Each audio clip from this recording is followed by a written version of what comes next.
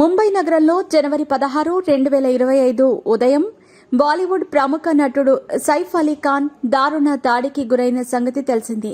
తన ఇంట్లో దొంగతనానికి ప్రయత్నించే దుండగుడిని అడ్డుకునే క్రమంలో సైఫ్ తీవ్ర గాయాల పాలయ్యారు. ఈ దాడి బాలీవుడ్ పరిశ్రమను, అభిమానులను దిగ్భ్రాంతికి గురిచేసింది. ఈ ఘటన అతని నివాసంలో జరిగింది. సైఫ్ తన పిల్లలు తైమూర్, జహ్లతో ఇంట్లో ఉన్న సమయంలో ఉదయం 2:30 గంటల సమయంలో దొంగతనానికి వచ్చిన దుండగుడిని అడ్డుకునే ప్రయత్నం చేశారు. దుండగుడు ఆయన్ని పలుమార్లు కత్తితో గాయపరిచాడు. వెంటనే సైఫ్ను లీలావతి ఆసుపత్రికి తరలించారు. వైద్యులు ఆయన ఆరోగ్యం ప్రస్తుతం స్థిరంగా ఉందని తెలిపారు.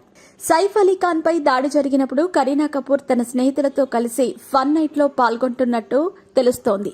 కరీనా తన అక్క కరిష్మా కపూర్ తో కలిసి ఉన్నప్పుడు ఈ విషయం తెలిసి వెంటనే అక్కడి నుంచి ఇంటికి బయలుదేరారు.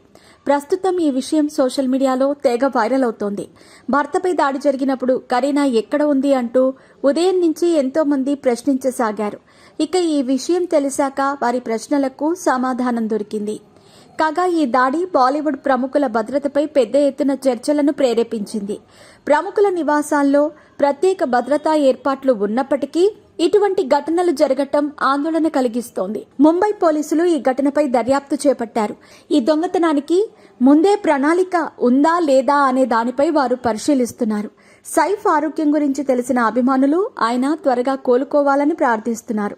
ఈ ఘటనపై సెలబ్రిటీలు, ప్రేక్షకులు స్పందిస్తూ భద్రతా ప్రమాణాలను పునరాలోచించాలని కోరుతున్నారు.